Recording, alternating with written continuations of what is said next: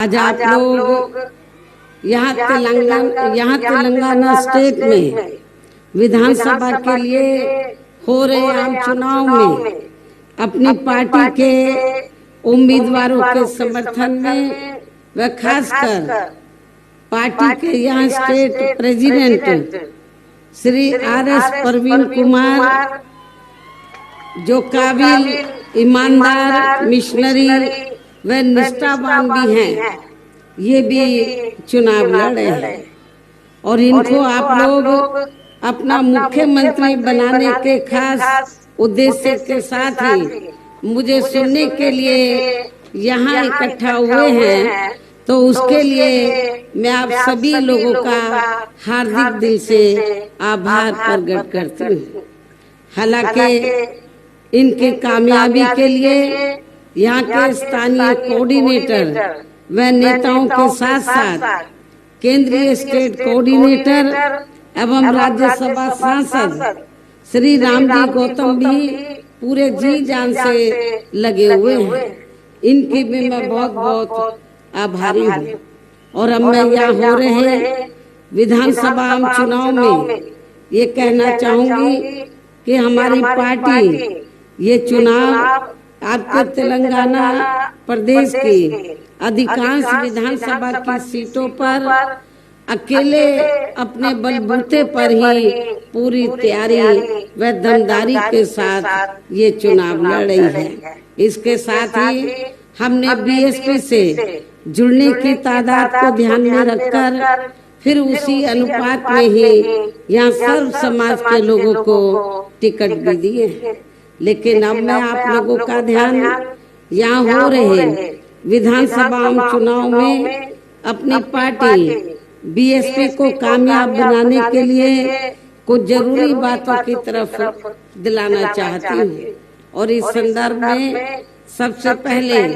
मैं आप लोगों को ये कहना चाहूंगी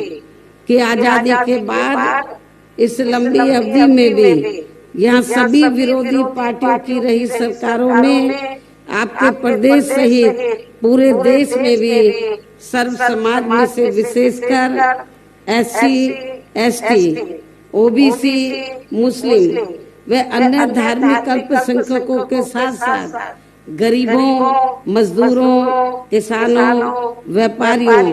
एवं अन्य मेहनतकश लोगों का भी सही से विकास व उत्थान आदि नहीं हो सका है। जिनकी सरकारों की नीतियों व कार्यशैली को अभी ने और ज्यादा आजमाने की जरूरत नहीं है। और इस मामले में खासकर मैं एससी, एसटी व ओबीसी वर्गों के लोगों को ये भी बताना जरूरी समझती हूँ कि इन्हें परम पूज्य बाबा साहब डॉक्टर भीमराव अंबेडकर के कड़े संघर्ष एवं अथक प्रयासों से भारतीय संविधान के तहत मिले कानूनी अधिकारों में से खासकर सरकारी नौकरियों में जो आरक्षण की सुविधा मिली है, तो उसे भी यहाँ शुरू से ही इन वर्गों के प्रति हीन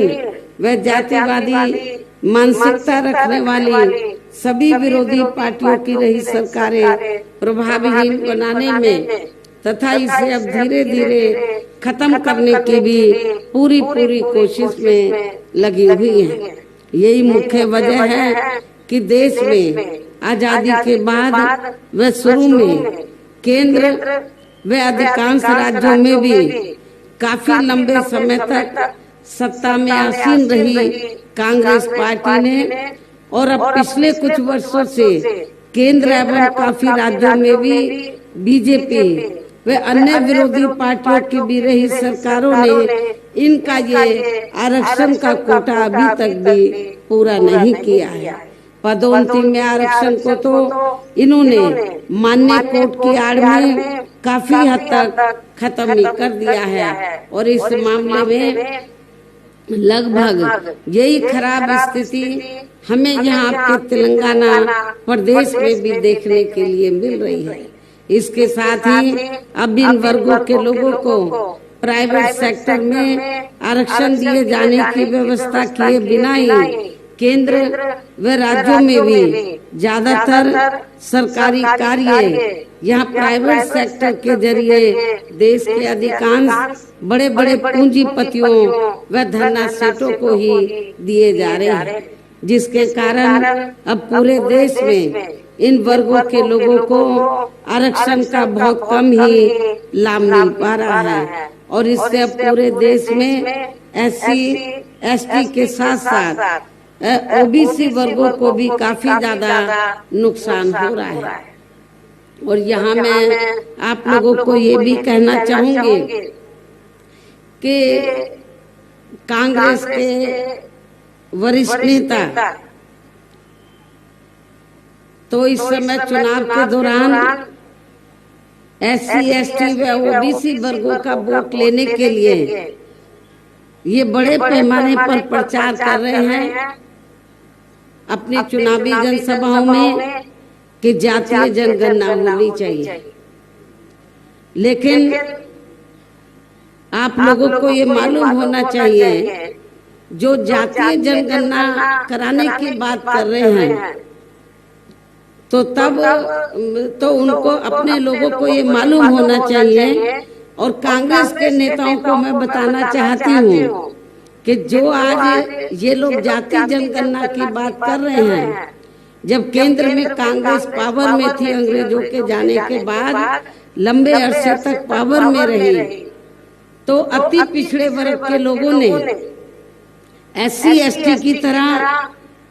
तो अपने लिए भी आरक्षण की मांग की कि केंद्र की सरकार को रिजर्वेशन उन्हें भी देना चाहिए। लेकिन कांग्रेस की सरकार ने उनकी मांग को स्वीकार नहीं किया। पहले का लेकर कमीशन बना, उसकी रिपोर्ट रद्दी की टोकरी में डाल दी, उसको उन्होंने लागू नहीं किया। फिर मंडल कमीशन की रिपोर्ट आई, उसको भी लागू नहीं किया। तो जो कांग्रेस पार्टी आज SC/ST OBC को के मामले में, खासकर OBC के मामले में जातीय जनगणना करा के उनको रिजर्वेशन देने की बात कर रही है कि उनको उनका हक मिलना चाहिए, तो जब मंडल कमीशन की रिपोर्ट आई तो उसको उन्होंने लागू नहीं किया। और मंडल कमीशन की रिपोर्ट को हमारी पार्टी बनी थी,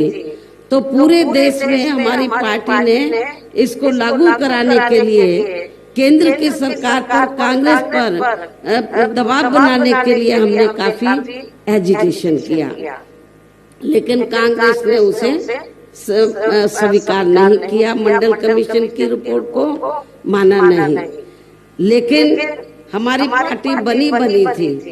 और 1989 में हमारे कई मेंबर पार्लियामेंट पहली बार जीत कर आए। 1984 में पार्टी बनी, 89 में हमारे कई मेंबर पार्लियामेंट लोकसभा में जीत कर आए। मैं खुद भी यूपी से, बिजनौर से लोकसभा की पहली बार मेंबर पार्लियामेंट बनी, तो हमारे कई MP जीत कर आए। तो उस समय केंद्र में कांग्रेस सत्ता से बाहर हुई, श्री BP सिंह के नेतृत्व में मिली जुली सरकार बनी। श्री BP सिंह ये चाहते थे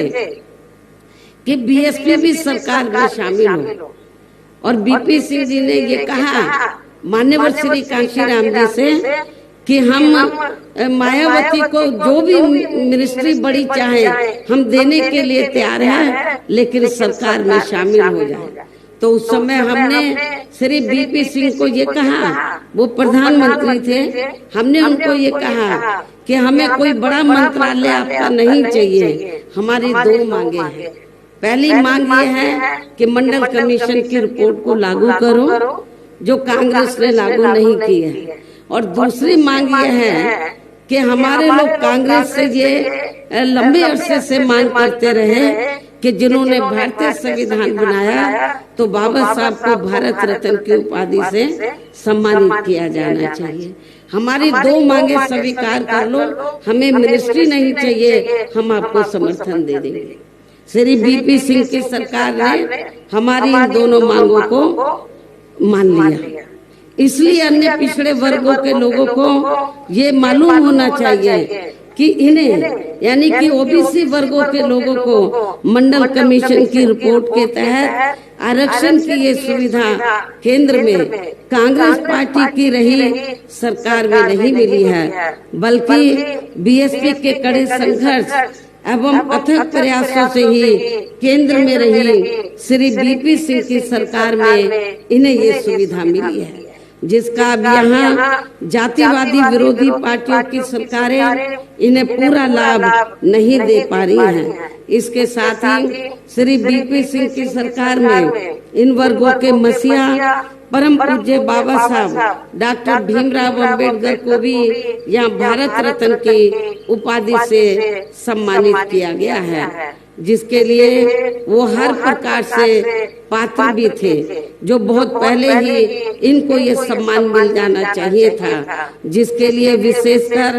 कांग्रेस पार्टी प्रमुख तौर से जिम्मेवार एवं कसूरवार भी है। इससे इन वर्गों के प्रति इस पार्टी की हीन व जातिवादी मानसिकता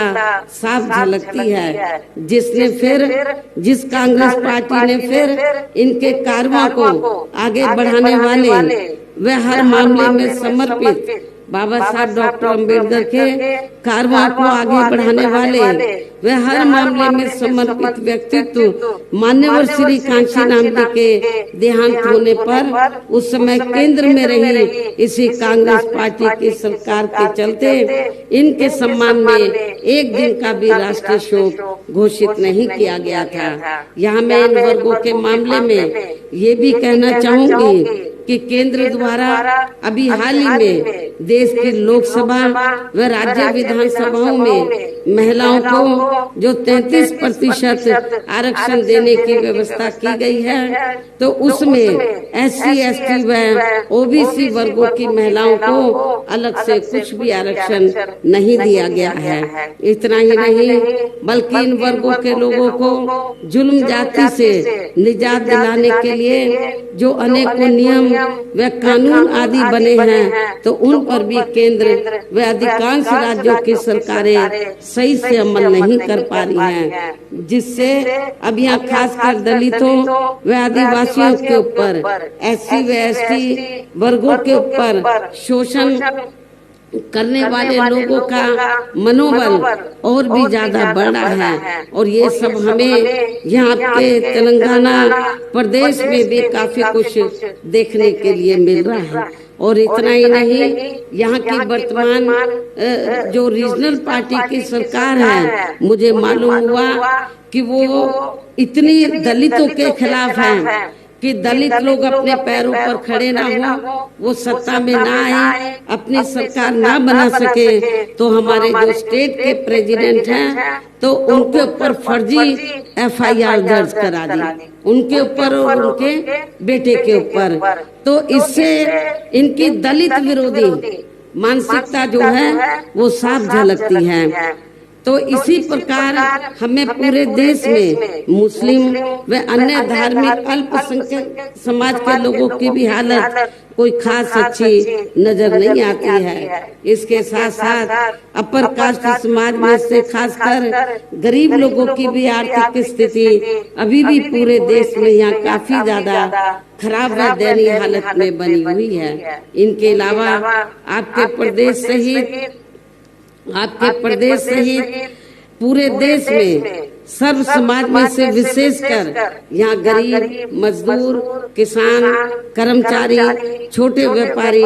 एवं अन्य मेहनतकश लोग भी अपनी विभिन्न समस्याओं को लेकर अभी भी हमें काफी ज्यादा दुखी ही नजर आते हैं। इनमें से किसान वर्ग तो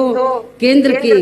वर्तमान भाजपा सरकार द्वारा बनाई गई इनके गलत नीतियों के कारण काफी ज्यादा परेशान व आंदोलित भी रहा है। लेकिन इन सब की मुख्य वजह हमारी पार्टी केंद्र में आपके तेलंगाना स्टेट में भी यहाँ तक की रही सभी विरोधी पार्टियों की सरकारों की जातिवादी, पूंजीवादी व संकीर्ण मानसिकता के तहत बनाई गई बनाई गई उनकी नीतियों, उनकी गलत नीतियों एवं गलत कार्य प्रणाली को ही काफी हद तक जिम्मेवार मानकर चलती है। और इस मामले में खासकर इनकी गलत आर्थिक नीतियों की वजह से ही आए दिन या पूरे देश में गरीबी, बेरोजगारी व महंगाई आदि भी काफी ज्यादा बढ़ रही है, जिससे आपका अपना प्रदेश भी प्रभावित, जिससे आपका ये प्रदेश भी प्रभावित हो रहा है। इसके साथ साथ अब अपने देश में भ्रष्टाचार भी हर स्तर पर काफी ज्यादा बढ़ रहा है, जिससे आपका खुद का अपना तेलंगाना प्रदेश भी अछूता नहीं रहा है। और इन सब के लिए हमारी पार्टी आजादी के बाद से लेकर अभी तक केंद्र व देश के अधिकांश राज्यों में तथा आपके खुद के अपने तेलंगाना प्रदेश में भी ज्यादातर सत्ता यहाँ गलत पार्टियों में से खासकर कांग्रेस यहाँ की रीजनल पार्टी को ही काफी हद तक जिम्मेवार मानकर चलती है। क्योंकि जब ये तेलंगाना अलग से स्टेट नहीं था, आंध्रा का हिस्सा होता था, तो कांग्रेस पार्टी यहाँ सत्ता में लंबे अरसे तक आसीन रही। तेलंगाना स्टेट बना तो यहाँ की रीजनल पार्टी सत्ता में आसीन रही। और जब ये अलग से स्टेट बन रहा था तो आप लोगों को मैं ये बताना चाहती हूँ कि बहुजन समाज पार्टी ने पार्लियामेंट के अंदर और आपके यहाँ तेलंगाना क्षेत्र में भी तो इसका विरोध नहीं किया था, इसका समर्थन किया था। और जब ये विधेयक आया पार्लियामेंट में तो हमने उसके समर्थन में वोट दिया था। तो ये भी आप लोगों को मालूम होना चाहिए, जबकि पूरे देश में बीएसपी ही अकेली एक ऐसी पार्टी है जो सर्व समाज के लोगों की सभी समस्याओं का समाधान करके उन्हें हर मामले में हर स्तर पर यह खुशहाल बना सकती है। और इसी आधार पर चलकर ही आबादी के हिसाब से देश के सबसे बड़े प्रदेश अर्थात उत्तर प्रदेश में तो 4 बार हमारी पार्टी ने अपने नेतृत्व में वहाँ सरकार बनाई है। 4 बार वहाँ अपने नेतृत्व में सरकार बनाई है। और हमने अपनी सभी चारों नई सरकारों में अपनी पार्टी की विचारधारा एवं सिद्धांतों के तहत चलकर, वैसे तो वहाँ सर्व समाज के हितों का पूरा ध्यान रखा है, लेकिन सभी मामलों में प्राथमिकता पहले हमने वहाँ सर्व समाज में से विशेषकर उन वीकर सेक्शन के लोगों को तथा गरीब एवं असहाय लोगों को ही दी है, जिनके वहाँ हर मामले में वे हर स्तर पर सभी विरोधी पार्टियों की रही सरकारों में उनकी हीन, जातिवादी, संकीर्ण व पूंजीवादी सोच होने के कारण काफी ज्यादा उपेक्षा की गई है। इसके साथ साथ हमने उत्तर प्रदेश में गरीब एवं बेरोजगार लोगों को दूसरी पार्टियों की रही सरकारों की तरह मामूली सा बेरोजगारी भत्ता न देकर उन्हें बड़ी तादाद में सरकारी एवं गैर सरकारी क्षेत्रों में स्थायी रोजगार भी उपलब्ध कराए हैं। इसके साथ ही गरीब भूमिहीन लोगों को खेती करने के लिए हमने वहाँ उन्हें फ्री सरकारी जमीन भी दी है, जिससे वहाँ लाखों गरीब लोगों को फायदा पहुँचा है। इसके अलावा हमारी पार्टी की रही सरकार ने वहाँ विभिन्न क्षेत्रों में लगे लोगों के हितों में भी अनेकों महत्वपूर्ण एवं ऐतिहासिक कार्य किए हैं। वहाँ हमने छात्रों, युवाओं, महिलाओं, बुजुर्गों आदि के हितों में अनेकों महत्वपूर्ण ऐतिहासिक फैसले लिए हैं, कार्य किए हैं, जिससे उन्हें काफी ज्यादा लाभ पहुँचा है, जिसकी नकल अब देश के बाकी राज्यों की सरकारें कर रही हैं, लेकिन उनकी नीयत साफ नहीं है, इसलिए उसका फायदा इन लोगों को पूरा नहीं मिल पा रहा है। साथ ही हमने उत्तर प्रदेश में सर्व समाज के लोगों के ऊपर किसी भी प्रकार की कोई जुल्म जाति आदि भी नहीं होने दी है। इतना ही नहीं बल्कि हमारी पार्टी की रही सरकार ने यहाँ अपने देश में दलित एवं अन्य पिछड़े वर्गों में समय समय पर जन्मे हमारे महान संतों, गुरुओं व महापुरुषों में भी खासकर महात्मा ज्योतिराव फूले, छत्रपति शाहू जी महाराज, श्री नारायण गुरु, बाबा साहब डॉक्टर भीमराव अम्बेडकर एवं मान्यवर श्री कांशीराम जी आदि को भी विभिन्न रूपों में पहली बार वहाँ पूरा आदर सम्मान दिया है,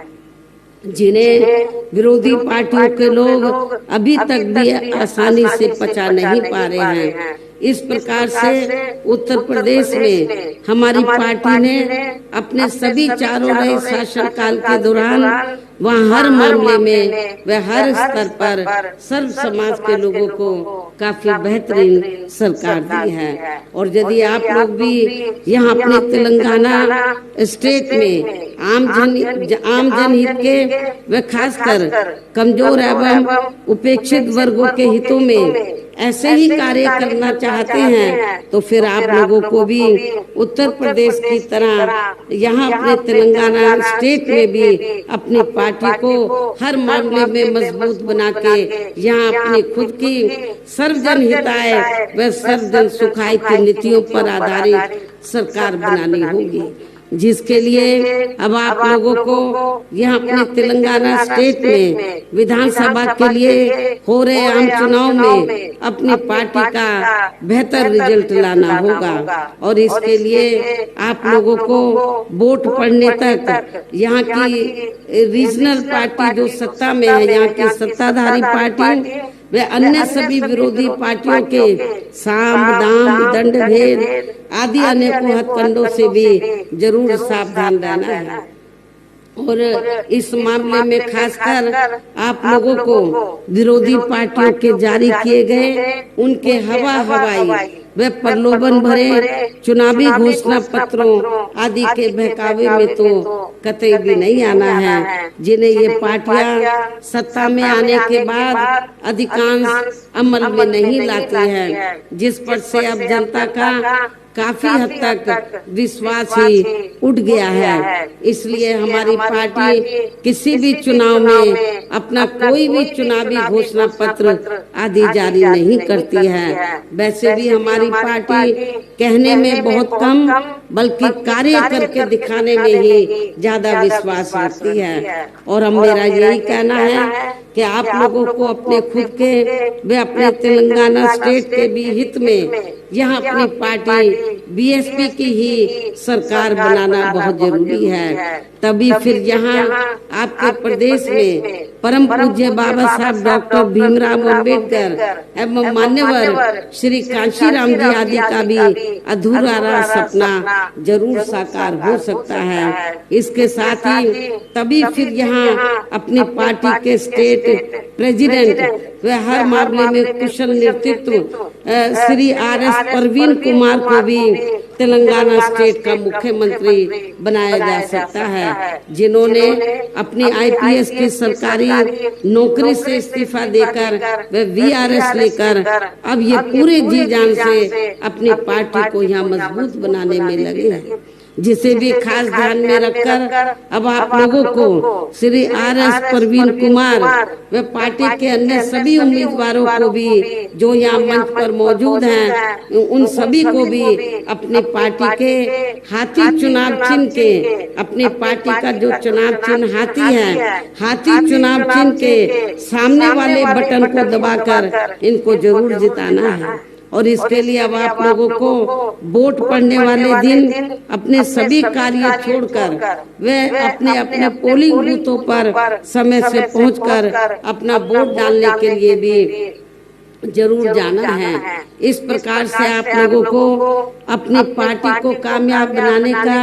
हर संभव पूरा प्रयास करना है। इसके साथ ही यहाँ मैं ये भी कहना चाहूंगी, इस चुनाव के बाद मैं आपके स्टेट में व साथ लगे आंध्र प्रदेश में भी खासकर नौजवानों को तैयार करने के लिए पार्टी के नेशनल कोऑर्डिनेटर श्री आकाश आनंद को भी बीच में जरूर भेजती रहूंगी। मैं खुद भी इन दोनों राज्यों का दौरा करूंगी। ताकि आपके इन दोनों राज्यों में पार्टी और भी ज्यादा मजबूती के साथ आगे बढ़ती रहे। वैसे यहाँ के तेलंगाना स्टेट के पार्टी प्रेसिडेंट श्री आर.एस. प्रवीण कुमार भी अपनी पार्टी को मजबूत बनाने में या पूरे जी जान से लगे हैं, जिससे अब यहाँ हो रहे विधानसभा चुनाव में पहले से बेहतर रिजल्ट आने की भी पूरी संभावना है। तो इन्हीं जरूरी बातों के साथ ही अब मैं पुनः अपनी पार्टी के सभी उम्मीदवारों को जो आपके सामने यहाँ खड़े हैं, अपनी पार्टी के सभी उम्मीदवारों को बीएसपी का जो चुनाव चिन्ह हाथी है,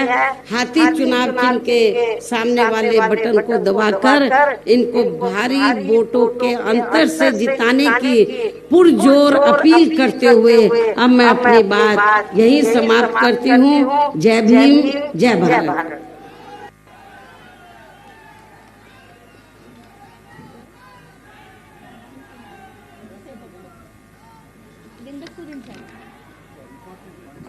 important points. मेरी बहन